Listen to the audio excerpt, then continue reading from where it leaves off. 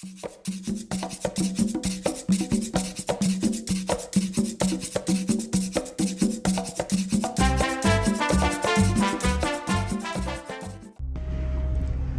kakaibang nangyari ng araw ng kamatayan ng Panginoong Hesus. Hindi ang Panginoong Hesus ang unang namatay sa krus.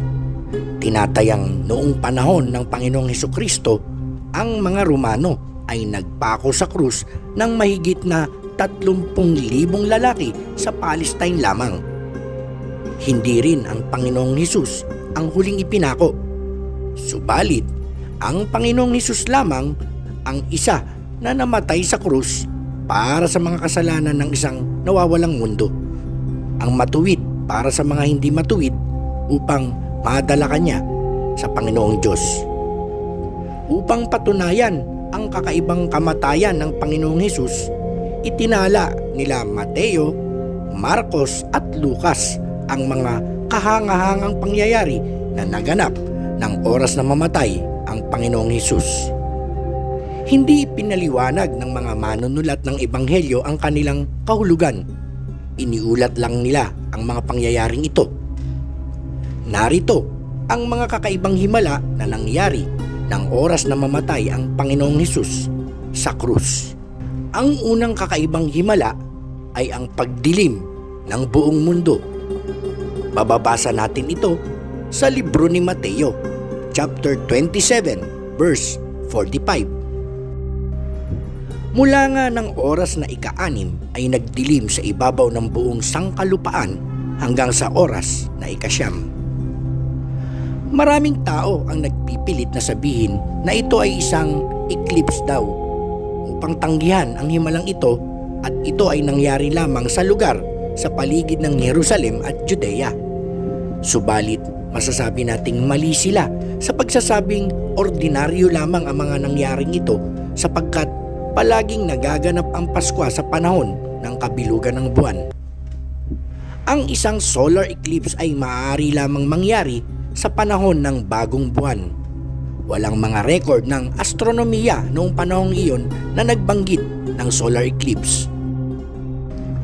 Sinasabi rin ng kasulatan na ang kadiliman ay tumagal mula ika-6 na oras hanggang ika-9 na oras, na mula sa tanghali hanggang alas 3 ng hapon.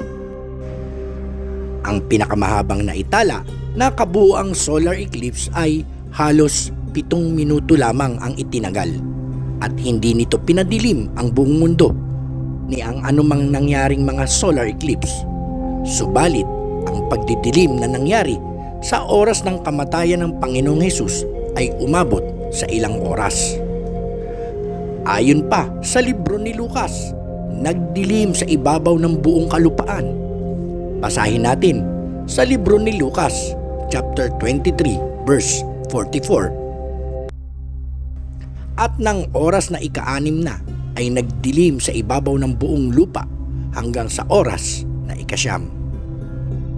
Ang pangyayaring ito ay napropesiya pa sa lumang tipan, sapagkat ipinropesiya ni Propeta Amos ang kadilimang ito noong mga taong 750 BC. Basahin natin ang libro ni Amos, chapter 8, verses 9 to 10. At mangyayari sa araw na yaon, sabi ng Panginoong Diyos, na aking palulubugin ang araw sa katanghaliang tapat, at aking padidilimin ang lupa sa maliwanag na araw, at aking papalitan ng panaghoy ang inyong mga kapistahan, at taghoy ang lahat ninyong awit, at ako'y maglalagay ng kayong magaspang sa lahat na balakang, at kakalbuhan sa bawat ulo, at aking gagawing gaya ng pagtaghoy sa isang bugtong na anak, at ang wakas niya iyon ay gaya ng mapanglaw na araw. Ang susunod na kakaibang nangyari ay nang pinili ng Panginoong Hesus ang oras ng kanyang kamatayan. Mababasa natin ito sa libro ni Lucas, chapter 23, verse 46. At si Jesus, na sumigaw ng malakas na tinig, ay nagsabi, Ama, sa mga kamay mo ay ipinagtatagubilin ko ang aking espiritu. At pagkasabi nito ay nalagot ang hininga. Namatay siya ng eksakto sa ika-9 na oras o ika-3 ng hapon upang sumunod sa batas dahil ito ang panahon ng paghahain ng mga kordero ng Paskwa.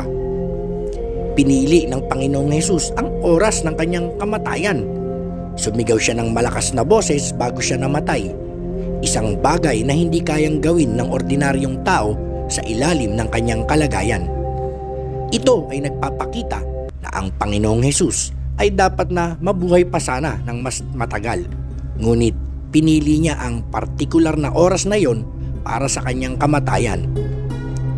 Kinilala ng Romanong senturyon ang himala sa kung paano tinukoy ng Panginoong Hesus ang oras ng kanyang kamatayan.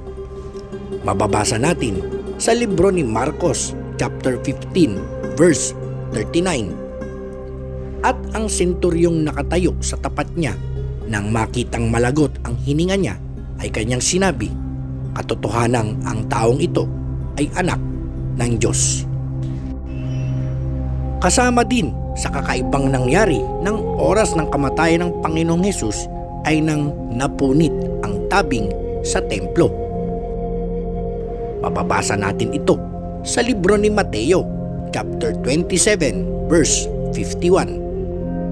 At narito, ang tabing ng templo'y nahapak na nagkadalawa buhat sa itaas hanggang sa ibaba at nayanig ang lupa at nangabaak ang mga bato. Nang oras na ibinigay ng Panginoong Hesus ang kanyang espiritu at namatay, ang tabing ng templo ay napunit sa dalawang bahagi, sa gitna nito mula taas hanggang sa ibaba. Ang tabing ay naghihiwalay sa kabanal-balalan mula sa iba pang bahagi ng templo at pupuntahan lamang ng mataas na saserdote minsan sa isang taon sa araw ng pagbabayad sala. Nang ang tabing ay napunit, ika-9 na oras o 3:00 ng hapon, ito rin naman ang eksaktong oras na ihahain ng mga Hudyo ang kanilang mga kordero ng Paskwa. Ang tabing ay napunit mula sa itaas hanggang sa ibaba gaya ng ginawa ng Panginoong Diyos upang ipakita na makakalapit na sa Kanya hindi lamang ang mataas na saserdote minsan sa isang taon, kundi ang lahat ng mananampalataya anumang oras, araw o gabi, anumang araw ng taon sa pamamagitan ng Kanyang anak na Panginoong Hesus. Ang tabing ay isang paalaala na tayo bilang mga makasalanan ay dapat manatiling hiwalay sa Panginoong Diyos. Ngunit ngayon dahil napunit na ang tabing, kahit mga makasalanan, ngunit sa pamamagitan ng dugo ng Panginoong Hesus ay maaari nang magkaroon ng direktang paglapit sa Panginoong Diyos. Ang tabing ayon sa tradisyon ng mga Hudyo ay 4 pulgada ang kapal at hindi bababa sa 30 talampakan ng taas. Kumbaga, ito ay napakatibay at mabigat, ngunit walang anuman yon sa ating Panginoong Diyos na hatiin sa kalahati. Kasama din sa mga kakaibang nangyari sa oras ng kamatayan ng Panginoong Hesus ay ang paglindol. Mababasa natin ito sa libro ni Mateo chapter 27 verse 54. Ang senturyon nga at ang mga kasamahan niya sa pagbabantay kay Hesus nang makita nila ang lindol at ang mga bagay na nangyari ay lubhang nangatakot na nangagsasabi, tunay na ito ang anak ng Diyos. Ang Panginoong Hesus at ang kanyang kamatayan ay nakaapekto sa lahat ng tao sa lupa at hindi lamang sa mga Hudyo sa Judea o Jerusalem. Ang mga lindol ay karaniwan sa Palestine, ngunit masasabi nating walang karaniwan sa nangyaring paglindol matapos mamatay sa krus ang Panginoong Hesus.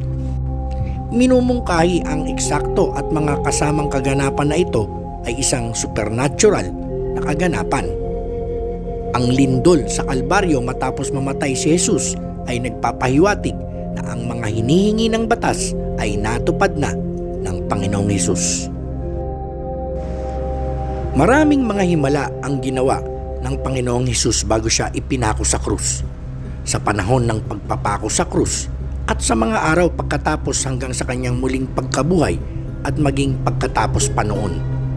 Siyempre, ang tunay na himala ay ang muling pagkabuhay ng ating Panginoon at tagapagligtas na si Hesukristo sa ikatlong araw na yon na nagbigay sa atin ng buhay na walang hanggan kasama ni Jesus para sa mga magsisisi at tatawag sa kanyang pangalan.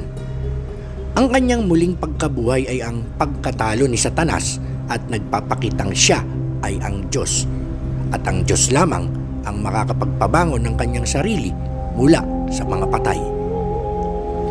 Sana'y nagustuhan ninyo ang aking video at huwag niyo pong kalilimutang i-click ang like button at mag-subscribe sa aking channel.